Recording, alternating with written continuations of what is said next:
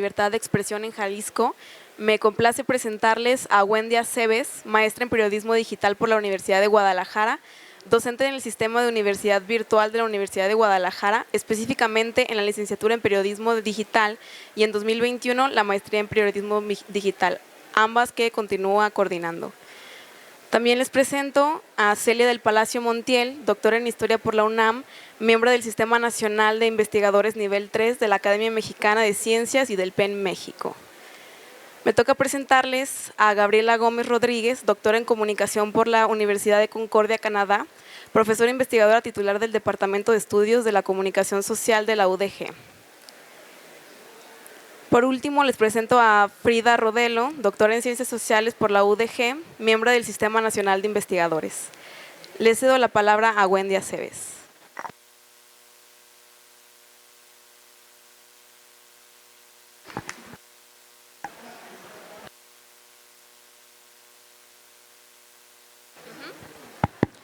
Gracias. Muchas gracias, muy buenas tardes, bienvenidas y bienvenidos a esta presentación. Gracias a la doctora Celia del Palacio por la invitación y a mis compañeras, colegas, pues por compartir este espacio. También gracias a los autores de algunos capítulos de este libro que vemos por acá en el público. Nos complace mucho también contar con su presencia. Pues bueno, yo les quiero platicar, yo soy parte de este observatorio, pero no soy una de las autoras de este libro, así que quiero compartir con ustedes mi perspectiva de esta obra que por supuesto recomiendo leer y les voy a contar por qué. El Estado de la Libertad de Expresión en Jalisco es un libro que reúne 10 textos realizados por 11 académicos o periodistas. Son reflexiones, hay investigación, hay datos, hay experiencias, hay análisis, de ahí lo rico de esta publicación. Voy a hablar brevemente de cada capítulo, porque entiendo que quizás también las colegas querrán compartir de viva voz la experiencia al redactarlo, pero también quiero conversar de la importancia de esta lectura para un público en general, para un público que está estudiando periodismo, para aquellos periodistas que ya ejercen y para los académicos que estudian el tema de temas relacionados a periodismo. De aquí, de este público, me encantaría saber quiénes son periodistas. Entonces, estamos en un público… fuiste periodista, perfecto. Diego también fue. Por supuesto, el maestro Diego, el maestro Julio, que también está acá. Me encanta saber que en este público hay más lectores, está esa audiencia para la cual nosotros escribimos y trabajamos. Eso es lo más rico de esta publicación. Esta publicación es para ustedes, para que puedan conocer cuáles son las adversidades que atraviesa un periodista en distintos ámbitos para lograr hacer su trabajo. Y en los primeros 3 capítulos podemos entender estas distintas adversidades que enfrenta un periodista para hacer su trabajo desde distintas miradas, desde distintos enfoques, desde distintas situaciones: la violencia, la inseguridad, la precariedad laboral, las amenazas, el hostigamiento y por supuesto el abuso de poder. En el caso de la doctora Celia, en su capítulo El Estado de la Libertad de Expresión y Violencia contra Periodistas en Jalisco, un dato que me pareció muy significativo, doctora, es leer los nombres de esos periodistas en Jalisco principalmente, que hoy ya no nos acompañan. Y uno de ellos es el maestro José Galindo Robles, quien falleció en Ciudad Guzmán. Y quiero mencionar al maestro Pepe Galindo porque él fue una figura que motivó, que formó periodistas en la Universidad de Guadalajara y fuera de la universidad, y fue un elemento significativo para muchos de nosotros, para mí, por eso también me parece importante mencionarlo. En el capítulo Reducción, Convergencia, Precariedad, las transformaciones en las organizaciones informativas, la doctora Frida Rodelo, quien aquí nos acompaña, da un diagnóstico, una evaluación, también aporta datos desde la academia que analizan el presente, por supuesto, no deja pasar datos del pasado, ver estas tablas en las que identificamos los despidos de periodistas masivos, cierres de medios, nos puede dar un poco de perspectiva hacia lo que viene en el futuro en el tema de precariedad laboral para los periodistas. Son despidos, son cierres de medios o de algunas áreas de los medios, son reestructuraciones que luego obligan a un periodista no solo a salir a reportear y cubrir la nota, sino también redactar los tweets, subir la nota a la web, tomar la foto y bueno, un montón de funciones y de responsabilidades que va absorbiendo un solo perfil ante la falta de personal. Estos modelos de contratación que pueden llamarlos flexibles, pero que luego no son tantos, cuando no hay, son vía honorarios, por tiempo determinado, no hay prestaciones. Esta es otra de la realidad a la que se enfrenta un periodista que quizás luego los lectores no lo saben, pero a través de estos estudios académicos lo deben conocer. En un tercer capítulo hay un recuento de las amenazas que Enrique Alfaro ha ejercido contra periodistas en un periodo determinado, 2009-2022. Este análisis a cargo de la doctora Gaby Gómez, de la doctora también Rosa Eugenia García y de Paola Torres, nos permite identificar esa relación prensa-gobierno, esas agresiones de periodistas que se han hecho constantes y que luego son tan constantes que parece ser que las normalizamos, ¿no? No solo significan la agresión directa a un colega, sino que dañan, por supuesto, la libertad de expresión y el derecho a la información. Este recuento es muy importante y es por eso que al contarlo, al verlo en publicaciones como esta, pues permite que no se quede en el olvido. Esta recopilación de hechos que hacen las académicas nos hace recordar lo que ya sabemos, que las y los periodistas merecen trabajar sin sufrir ningún tipo de agresión, ningún tipo de hostigamiento, ningún tipo de abuso de poder. Los periodistas merecen trabajar sin miedo y no acudir a una entrevista con un gobernador y pues estar temeroso porque no sabemos cuál va a ser su reacción. Otro tipo de adversidad que enfrenta un periodista es la búsqueda de sostenibilidad a través del periodismo emprendedor. El periodismo emprendedor también lo podemos ver en esta obra. ¿Cuáles son los obstáculos que se sortean? ¿Cómo se puede lograr ser independiente? Pues bueno, el doctor Diego Ramos, quien está aquí con nosotros, nos lo dibuja, nos lo presenta en este capítulo Periodismo Emprendedor en Jalisco, retos y oportunidades. Una de las características de un medio emergente es que luego pues no nace con un equipo consolidado y este luego es uno de los principales motivos porque estos medios que emprenden en el periodismo, que son nativos digital, pues no llegan a tener el éxito deseado o no permanecen en línea o difundiendo contenidos los años que se quisiera que tuvieran. Así que el doctor Diego nos regala una breve descripción de quiénes son esos medios nativos digitales, cuáles han sido ejemplos de casos de éxito en Jalisco y que pueden inspirar a otros medios. Acompaña este libro también una reflexión sobre la libertad de expresión y los organismos que defienden esta libertad de expresión. Este capítulo estuvo a cargo del doctor César Omar Avilés, es la defensa de la libertad de expresión desde la sociedad civil. También encontramos en esta obra periodismo de investigación. La doctora Elba Araceli Fabián nos regala cuáles son las claves, la importancia de hacer periodismo de investigación, el paso a paso y algunos ejemplos de periodismo de investigación que vienen desde los medios propiamente o a partir de periodistas que son freelance, periodistas independientes. Hay otra condicionante cuando un periodista ejerce su labor que luego es poco conocida. Existen algunos mecanismos de protección para los periodistas a nivel estatal, a nivel federal, pero a través de la mirada y el análisis que hace el maestro Julio Ríos, podemos entender y darnos cuenta que a pesar de que existen esos mecanismos de protección para periodistas, pues en realidad tienen graves vacíos legales que nos dicen esos mecanismos no funcionan, son simplemente su inoperancia no permite que los periodistas de verdad cuenten con un mecanismo que los proteja. Este es un poco el análisis que nos da Julio Ríos. Y quizás después de hablarles de todas las adversidades que se manejan en este libro y que son el día a día de un periodista en su trabajo, podamos decir, bueno, ¿y por qué luego un joven quiere seguir siendo periodista?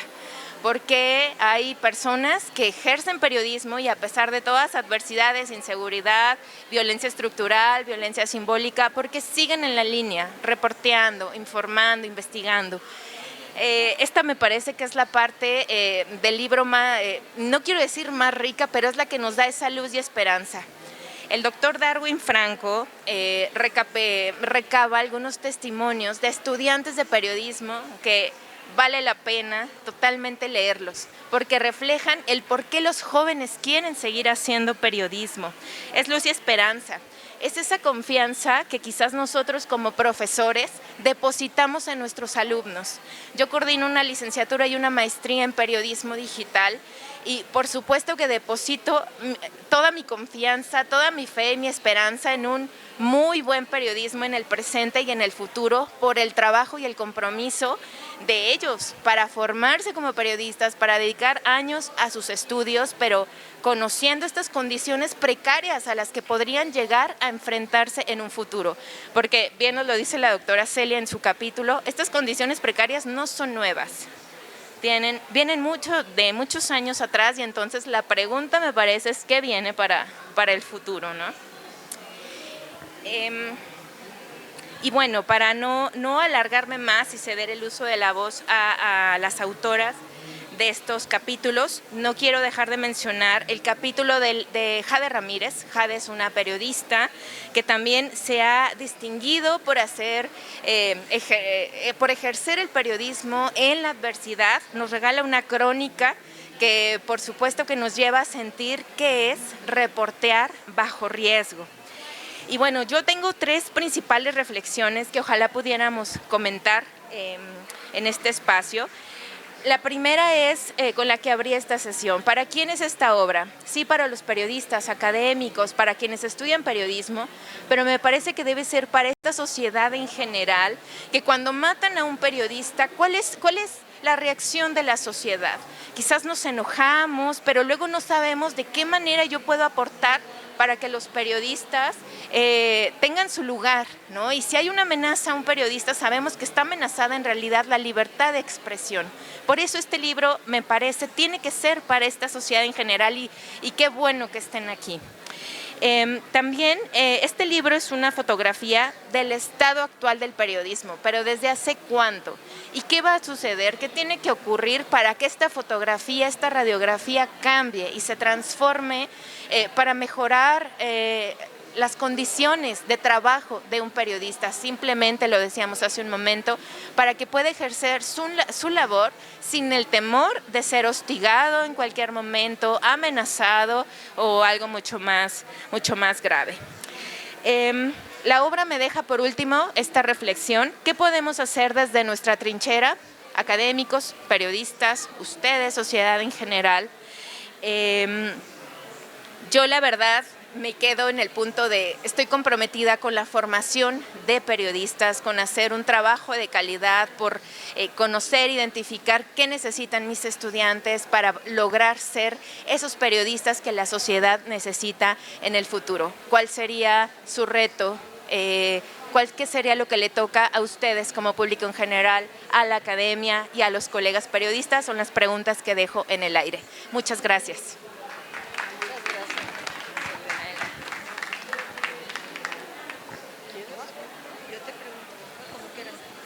Bueno, buenas tardes a todos. Soy Gabriela Gómez, también autora de uno de los capítulos que ya mi colega Wendy comentaba, que tiene relación con un recuento que hicimos mis otras 2 autoras, Rosa García y Diana Paola Torres, sobre ¿así está bien?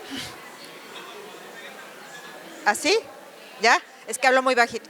Bueno, sobre las amenazas de Enrique Alfaro a los periodistas, ¿no? Pero antes de yo comentarles un poquito más sobre el trabajo que yo realicé, le comentaba a mis colegas y amigas aquí que, bueno, yo creo que a ustedes les gustaría saber cómo surge este libro, cuál es el origen de este libro.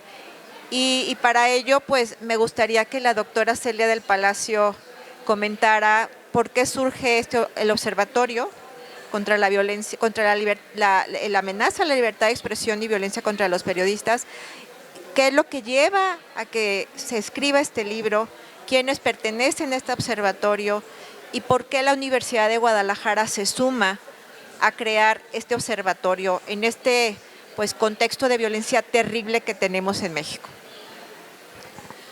Gracias, Gaby. Buenas tardes, me da muchísimo gusto que estén por aquí. Muchas gracias, Wendy, por la presentación. Gracias, Frida, por la presencia y estar aquí, la disposición. Y sobre todo, antes de empezar a hablar del observatorio, quiero agradecer primero a la Universidad de Guadalajara que nos haya hospedado aquí en su foro de publicaciones. Quiero agradecer al Centro Universitario de Ciencias Sociales y bueno, al doctor Juan Manuel Durán, que tomó la determinación de que este libro saliera lo antes posible, y por supuesto aquí a Dani Birkent, que está aquí enfrente de nosotros y que es la responsable directa de que este libro pudiera estar, y que bueno, ayer hizo todo lo que se pudo porque el libro llegara a la primera presentación que hicimos ayer. Felipe Ponce, que llegó casi en ambulancia ahí con su sirena abierta a entregar los libros de última hora, así de que aquí está ya, ¿no? Para que se pudiera presentar. Entonces digamos que este libro es un producto colectivo de un grupo de personas que quisimos, digamos, entregar al público de Jalisco, no a los académicos, no solamente a los académicos, a los periodistas, pero también a cada una y a cada uno de ustedes que no son periodistas, qué es lo que está pasando con la libertad de expresión en Jalisco y particularmente con los periodistas, ¿no? ¿Cuál es la fotografía, la radiografía, digamos, de lo que pasa en Jalisco con la libertad de expresión?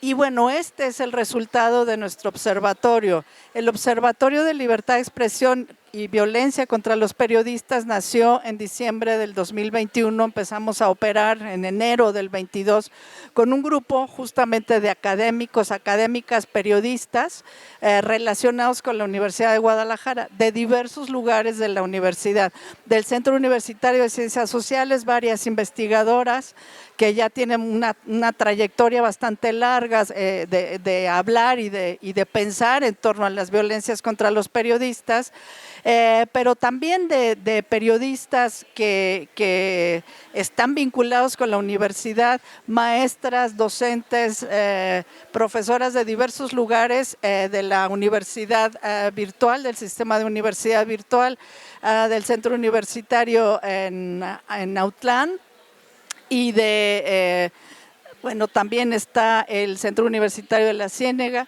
Entonces, bueno, quisimos justamente invitar a las personas que tienen alguna relación con estos temas académicas, académicos y periodistas para poder pensar en torno a esta violencia. Un observatorio que es, bueno, un observatorio, como su nombre lo indica, es el que está, digamos, ahí monitoreando, observando la realidad, ¿no? ¿Qué está pasando, no? Eso en primera instancia es lo que se pensó de este observatorio, que estos académicos pudieran ver lo que está pasando, pudieran sistematizar esos datos de alguna manera, visibilizar las violencias contra los periodistas a nivel nacional. Estamos sacando todo el tiempo comunicados y extrañamientos y posicionamientos sobre cada vez que agreden a un periodista, y a veces es increíble, pero en una misma semana estamos a veces publicando 1, 2, 3 y decimos, bueno, esto ¿qué va a pasar? Nunca se va a terminar. A veces es un poco desalentador y pensamos que no sirve para nada, ¿no? Pero yo creo que sí sirve que un observatorio desde la Universidad de Guadalajara esté diciendo qué es lo que está pasando con estos periodistas a nivel nacional. Por eso se hizo este observatorio, porque la universidad, en particular la universidad pública en México, tiene una deuda con los periodistas, con las personas periodistas. Y esto los mismos periodistas lo han dicho, nos sentimos vulnerables, nos sentimos solos, ¿no? Y la universidad pública debería estar con nosotros. Ismael Bojorquez en algún momento lo dijo y yo lo retomé y no se me olvidó nunca, ¿no? ¿Por qué la universidad no está metida en este tema de una manera directa? ¿Por qué no están denunciando de una manera fuerte la violencia contra los periodistas? ¿Por qué no hay cátedras de los periodistas asesinados y para hablar de las violencias contra los periodistas en México? Entonces, bueno, yo pensé, esto es fundamental. La universidad pública tiene una deuda. Y por eso, digamos, empecé como a pensar en este observatorio junto con el doctor Jorge Ramírez, que fue realmente quien estuvo peleando y trabajando y luchando por que este espacio se pudiera abrir en la Universidad de Guadalajara. Y es por eso que el observatorio se creó, que se invitó, digamos, a todas las personas que pudieran contribuir en este sentido. Y bueno, después de juntar estos datos, después de analizar esta realidad, pues desde la academia, desde el periodismo, desde donde se pudiera, digamos, poder analizar, ¿no? Con las herramientas de la academia, en nuestro caso, analizar esta información y entregarla al público, ¿no? Nosotros no podemos dar soluciones, en realidad los académicos no damos soluciones en general, ¿no? Y pensar que nosotros somos capaces de dar soluciones me parece de una soberbia infinita, ¿no? Tenemos más bien que entregar, analizar y decir, esto es lo que está pasando, cómo vamos a trabajar juntos para que esto pueda mejorarse, que esto pueda terminar, esta violencia pueda terminar de una vez ya. Pero esto solamente con los periodistas mismos que ya están trabajando, ya están tratando de solucionar este problema y que a veces no los oímos, ¿no? Pensando que nosotros sabemos mejor lo que les pasa que ellos mismos. Y esto me parece que no puede ser. Y en segundo lugar, con la sociedad en general, porque si la sociedad no está participando en esto, estamos hablando solos también, estamos en otro lado, ¿no? Y eso es lo que ha pasado con los periodistas. También se sienten solos, también sienten que la sociedad los ha abandonado y necesitan esta compañía, este acompañamiento.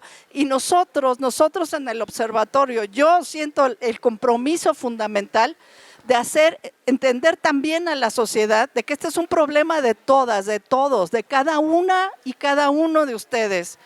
No solo porque es la libertad de expresión de los periodistas, no, es el derecho a la información de cada uno de ustedes. Ustedes tienen derecho de estar informadas, informados y para poder tomar decisiones. Y si matan a un periodista, si lo callan, si silencian una zona entera, como en Jalisco hay zonas silenciadas, fuera de Guadalajara, aquí en la periferia de la ciudad, hay zonas silenciadas. No sabemos lo que está pasando ahí, porque los periodistas ya no quieren ir, ya no pueden ir, están amenazados. Y entonces, si no sabemos lo que pasa ahí, ¿cómo vamos a tomar decisiones políticas, decisiones incluso personales? Cada uno somos responsables también de lo que le ocurra a esos periodistas y tenemos que tomar acción sobre eso. Entonces, bueno, apoyar de alguna manera, primero estar enteradas de lo que pasa, en segundo lugar, apoyar como se pueda, ¿no? Apoyar los emprendimientos, a veces muy precarios que se han hecho en diversos lugares de Jalisco, no nada más en Guadalajara, y por eso me gusta también este libro, porque se da voz a otras personas que no están en Guadalajara, que han estado en otros lugares de Jalisco y que están trabajando desde la precariedad. Entonces, bueno, apoyar esos emprendimientos y bueno, cuando matan a un periodista, por lo menos, por favor, retuitear, repostear en Facebook, estar denunciando y demandando que haya una seguridad para todos esos periodistas que trabajan en el riesgo. Ese es el trabajo que yo siento que debe tener este observatorio, aparte de analizar y de reunir la información y de pensar en torno al problema, porque nos toca pensar, pero nos toca pensar también para entregar esa información a ustedes y que ustedes también piensen qué es lo que está pasando con los periodistas. Muchas gracias. Bueno, gracias a doctora Celia, y cabe señalar que este libro también participa gente valiente, ¿no? Periodistas que cubren el tema de violencia, de desapariciones, luego pues son asesinados, ¿no? Y académicos como Frida, como la doctora Celia, como todos los colegas que participan y los periodistas también que participan. No es fácil armar un libro así porque también uno pone su firma ahí en un estado donde amenazan periodistas, pero también pueden amenazar a los académicos, ¿no? Entonces, como dijo la doctora del Palacio, nosotros estamos haciendo lo que debemos hacer, que es entregarle a la sociedad, esto está pasando, pero una cuestión es nosotros también como sociedad que estamos haciendo, ¿no? Nos quejamos y no solamente el tema de periodistas, las desapariciones en el Estado, ¿no?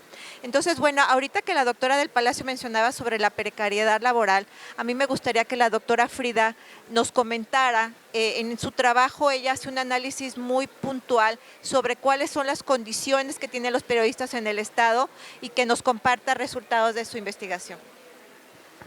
Gracias. Pues muchas gracias por el trabajo editorial. Quedó muy bien elaborado el libro. Nos gustó bastante. Sí.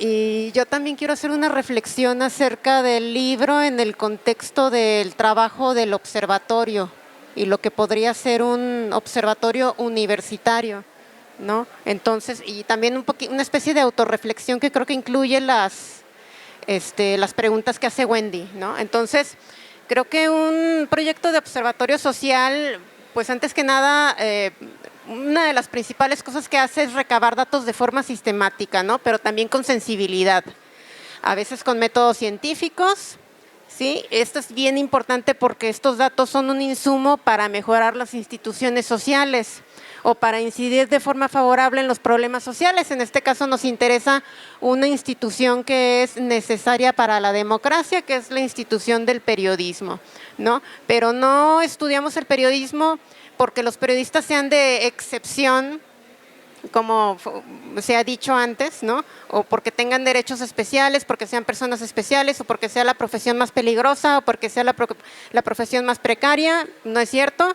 ¿no? Sino porque antes que nada el periodismo es de interés público, se le requiere para una democracia sana, ¿sí? A través del periodismo se ejerce la libertad de expresión. Recordemos que la libertad de expresión es un derecho con dos caras, la libertad de expresión en sí y el derecho a la información, ¿no? Que es la parte que nos toca a la ciudadanía, ¿no? El libro pues es un volumen, como ya lo dijo la maestra Wendy, donde hay múltiples voces de academia y de periodismo. Tiene un gran valor porque algunos de los temas son bastante novedosos. Yo no conozco ningún otro trabajo donde se hable, por ejemplo, de las vocaciones en el periodismo. Yo creo que nada más un trabajo que habla de los emprendimientos en medios digitales en Jalisco, entonces es muy valioso desde ese sentido.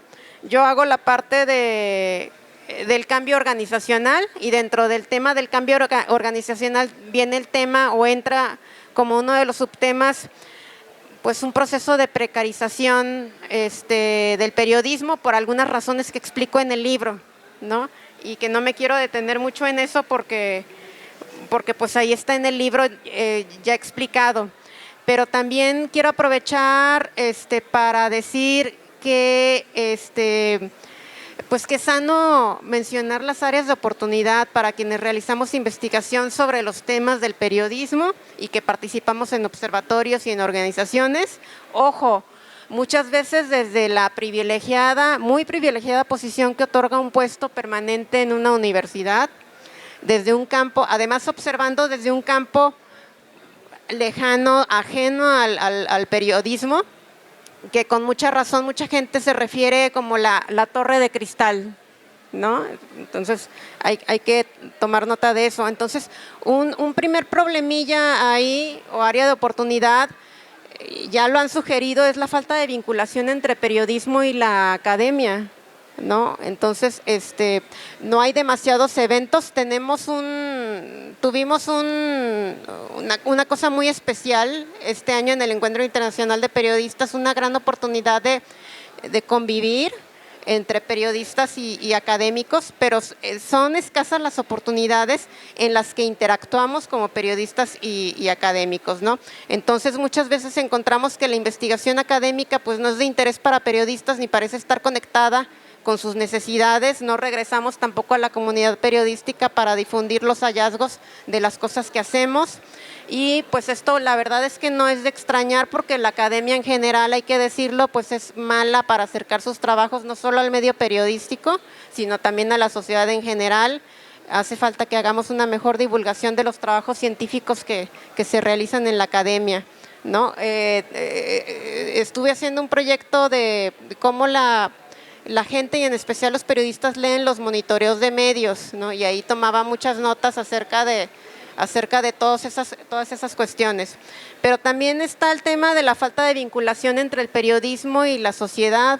Entonces ahí notamos, por ejemplo, algunos problemas como vemos personas que realizan comentarios muy faltos de empatía hacia las y los periodistas, ¿no? Hace un momento decía, con razón y también con indignación la maestra Celia, de que bueno, es que siquiera reproduzcan esa información acerca de este hecho grave que sucedió, atentado contra la libertad de expresión. Sabemos acerca de la baja confianza en medios. Estaba el otro día checando la encuesta de Cultura Cívica 2020, la gente confía más en sacerdotes que en medios.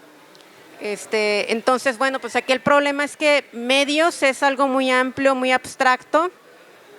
Pues si segmentamos por edades hay diferencias en niveles de confianza. Sabemos que los jóvenes tienden a confiar más en medios, pero también estamos hablando de segmentos con consumos diferentes. Y esto es interesante porque parecería señalar que la confianza en los medios es algo que se puede construir, pero que también se puede destruir. Y es importante de investigar porque está en la base del sostenimiento de los medios digitales y de los nuevos emprendurismos periodísticos. El tener un público que confíe en ti y que sea tu público base, que te ayude a ser autosustentable, ¿no? Y bueno, pues está la falta de audiencias del periodismo. Entonces, ¿cuál sería mi agenda? Pues yo creo que como respuesta ante los fenómenos de transformación del periodismo, pues sí podemos denunciar las amenazas a la libertad de expresión. Eso es muy necesario, pero creo que es insuficiente. Creo que tenemos que ir más allá de la denuncia. Creo que se puede acompañar las cifras que producimos de más contexto, comparar, ver en perspectivas, en el tiempo, respecto a otras geografías. Creo que hay necesidad de más estudios que permitan profundizar en las dinámicas de transformación del periodismo, que comprendamos sus causas, que midamos los efectos sobre el periodismo de los cambios y también evaluar las posibles soluciones. Yo sí creo que se pueden evaluar soluciones a problemas relacionados con estas transformaciones que están ocurriendo en el periodismo. Creo que los estudios pueden responder preguntas prácticas que se hacen las y los periodistas acerca de, por ejemplo, qué modelo de negocio es el que está funcionando mejor, cuáles son los modelos de negocios que existen, cómo se están financiando y qué está funcionando, cómo aprovechar mejor los medios sociales, qué tipos de leyes de protección son más efectivas para defender a periodistas, ¿no? También hacía el día de ayer una serie de temas bien interesantes el maestro Sergio René de Dios Corona, algunos no todos orientados como a cosas muy prácticas que se preguntan las y los periodistas y que les podrían interesar. La clave es mejorar la vinculación, porque cuando te vinculas con las y los periodistas, pues podríamos entender mejor qué es lo que necesitan, ¿no? Y a mí me gusta mucho el libro ese de la investigación de periodismo, haciendo investigación de periodismo que importa, porque los capítulos son estudios de caso, de vinculación y de investigación hecha a partir de la vinculación entre el periodismo y la academia. Bueno, gracias a la doctora Frida.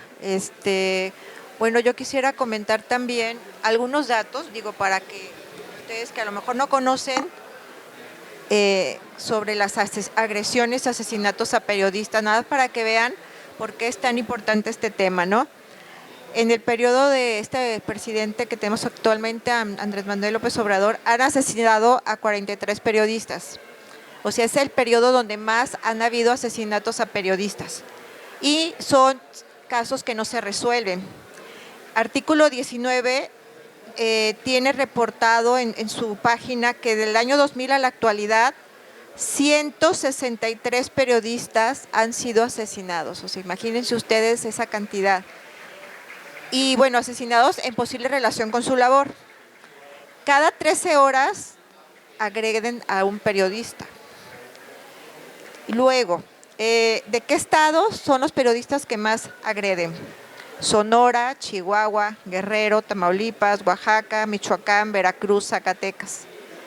Y los estados donde más han asesinado periodistas, bueno, yo me acuerdo con la doctora del Palacio, cuando ella estaba todavía en Jalapa y estaba Javier Duarte, era una situación terrible que estaban viviendo los periodistas, que ahí tenemos mucho que contar, pero de 2020 a 2023 en Veracruz han asesinado a 31 periodistas. Es el estado con el mayor número de periodistas asesinados. Guerrero con 17, Chihuahua, Oaxaca y Tamaulipas 15. Jalisco pues no lo escuchan, ¿no? Diciendo, pues Jalisco estamos a todo dar, ¿no? Aquí no hay asesinatos. Claro que también hay asesinatos, no como los estados que estoy comentando, pero aquí tenemos un gobierno autoritario y hay un abuso de poder de parte de Alfaro. En el capítulo que mis colegas Rosa García y Diana Paola Torres elaboramos, comenzamos a hacer un recuento desde el año 2009, en que Alfaro pues, era presidente de Tlajomulco, y una de las primeras declaraciones que hizo fue que él iba a garantizar la libertad de expresión a los periodistas. Y yo creo que los periodistas le deben de recordar todos los días eso que dijo que no ha cumplido. Ustedes espero que compren el libro y van a poder ver ahí una tabla donde vamos poniendo por orden así cronológico el tipo de agresiones que ha tenido directamente Alfaro con periodistas y el uso que para ello ha tenido las redes sociales, porque aprovecha muchísimo a través de las redes sociales para amenazar, para insultar, pero también hay casos de periodistas que como no le gusta que lo critiquen, y sobre todo también con el tema de las desapariciones, que en sus reportes de logros de Jalisco, pues siempre maquillan las cifras, ¿no? Y resulta que pues los periodistas luego le dicen en cara, no es cierto, esta cifra no es así, y bueno, los amenaza o los despiden a los periodistas. Entonces es una situación que Alfaro ha hecho y que bueno, cuando estaba en precampaña, cuando quería ser gobernador, fue tremendo, que fue un programa de radio de Forma y Fondo, y después de un rato que lo estuvieron entrevistando y llegó con un paquetote así de hojas, muy grueso, ¿no? Y ya después de un ratito les, miren, todo esto es todas las veces que han hablado mal de mí. Entonces, imagínense ustedes ahí en vivo, ¿no? No le gusta que lo critiquen, no le gusta que para él quisiera que todo le hablaran bien de él, pero es un caso que es un personaje bastante especial, pero no solamente él, ¿no? Sino también otros funcionarios del gobierno. Y bueno, esto que sucede en Jalisco es un botón de muestra de lo que está sucediendo en otros estados del país, pero todavía en otros estados creo que todavía está peor porque los matan. Y hay una cuestión también que resaltar, ¿no? Que hay que resaltar que los periodistas entre más alejados, por un lado, por ejemplo, Ciudad de México, hay menos asesinatos por ser Ciudad de México, ¿no? Guadalajara, como comentaba la doctora del Palacio, pues ya en la periferia tienen otras condiciones laborales. Los periódicos chiquitos o los medios independientes tienen muchísimos más riesgos y también más retos para poder seguir adelante. No se diga, por ejemplo, en estados donde hay pueblitos que tienen un medio. Yo recuerdo el caso de un medio en Michoacán, que eran 3 colaboradores y mataron a 2. O me acuerdo en Iztácuaro. Y yo me acuerdo también en Veracruz, cuando era tan peligroso cubrir el tema de crimen, bueno, del gobierno, con todos estos asesinatos, que hubo unos periodistas que hicieron como una agencia para venderle la información a los medios, porque pues era muy riesgoso cubrir esos temas, y mataron a uno de ellos. O sea, es un problema gravísimo. ¿Y qué podemos hacer? Pues yo, lo que han dicho todas mis colegas, ¿no? Dar a conocer a la sociedad, no ser apáticos. Ay, a mí no me pasa, ¿no? Está lejos de mí. Yo creo que hay que ser conscientes de toda esta problemática y leer las cosas, estar enterados, pero también, como decían, mínimo compartir cuando saben de un caso de un periodista asesinado. Bueno, yo creo que el mayor poder que podemos tener es el voto, ¿no? Y ayer lo decía y lo vuelvo y lo repito, ¿no? Nosotros somos libres para elegir qué gobernadores queremos, qué políticos queremos al frente, y bueno, pues no nos ha ido bien desde antes, desde muchos años antes, pero pues hay que acompañar a los periodistas porque merecen nuestro apoyo y merece pues este observatorio que, como dijo la doctora del Palacio, no podemos hacer más, simplemente evidenciar lo que está pasando. Creo que le corresponde a las autoridades hacer otras cosas y eso es lo triste, que no hacen nada, ¿no? Gracias, Gaby. No sé cuánto tiempo, 10 minutos. Y bueno, también alguien nos decía ayer, es que dicen puras cosas espantosas, digan también lo que se está haciendo bien. También decimos las cosas bonitas que pasan en Jalisco, para que no se nos vaya a enojar, ya saben quién. Y bueno, en este libro también justamente, sobre todo esta segunda parte, pero también otros autores, al decir que por ejemplo, el periodismo emprendedor, todo este capítulo que escribió Diego, pues está diciendo ahí cómo están haciendo algunos medios para poder sobrevivir, para hacer las cosas de otra manera en medio de esa precariedad y en medio de esa violencia. Ayer tuvimos una mesa extraordinaria con periodistas de fuera de Guadalajara que contaron desde diversos lugares cómo le habían hecho ellas, porque la mayor parte de ellas son mujeres, y aparte un periodista de la costa de Michoacán, que fue realmente muy conmovedor su testimonio, cómo pudo hacer para reportar en medio de la violencia y cómo lograron que esos medios pudieran sobrevivir y que además ser exitosos, pues seguir ahí a pesar de todo. Entonces, bueno, al mostrar estos ejemplos se puede saber como que, bueno, qué podemos hacer, ¿no? Y bueno, también el periodismo de investigación del Baracel y Fabián, pues también, digamos, se está mostrando ahí. Y habría que decir que en efecto aquí en Guadalajara hay periodismo de investigación, se está tratando de hacer este periodismo de investigación, se han reunido incluso periodistas en equipos para poder hacer investigaciones más profundas y evidenciar, digamos, la corrupción del Estado, etcétera. Periodismo de derechos humanos como el que hace Darwin Franco desde Sonadox, otros periodistas que están intentando desde sus trincheras hablar de estos temas más allá de los temas de los que se ocupa el periodismo generalmente. Y bueno, este capítulo de Darwin, ¿no? que Darwin Franco, que habla de por qué los jóvenes periodistas quieren seguir estudiando periodismo a pesar de todo. Eso es muy esperanzador, ya lo han dicho mis colegas. Y pues Jade Ramírez, que desde las regiones, digamos en Jalisco, ella hizo una red, la red Macoyo, y creo que es muy digno de que se mencione que esa red existe y que están ahí los pequeños periódicos de fuera de Guadalajara organizándose y haciendo otro tipo de periodismo que no tiene que ver digamos, con un provecho o con nada, sino, bueno, compartir de otras maneras, acercarse de otras maneras, informar de otras maneras. Entonces, bueno, esas son formas que se mencionan aquí de por qué o cómo el periodismo puede ir sobreviviendo y cómo y por qué se sigue informando. Y digo que es importante que la ciudadanía esté informada de la función del periodismo, porque muchos pueden pensar, ¿para qué sirven los periodistas si ya está ahí el influencer o está ahí cualquiera con su celular grabando el accidente? Y entonces, bueno, pues que los maten, ¿no? Finalmente no importa, pues ya no necesitamos periodistas, digamos, podrían decir. Entonces creo que es importante incluso informar sobre cuál es la función del periodista. Entonces también creo que aparte de investigar y de tener como estas reflexiones más profundas en torno a los datos y demás, creo que tenemos que educar a la ciudadanía en cuanto a qué es un periodista, ¿no? ¿Para qué sirve el periodismo?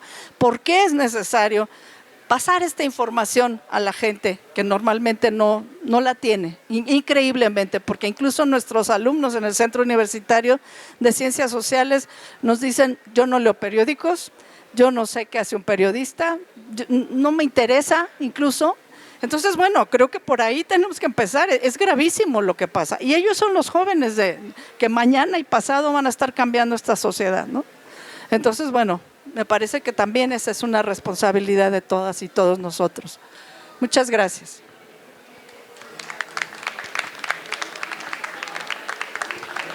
Tenemos un par de minutos para preguntas, por si alguien quiere tomar la palabra.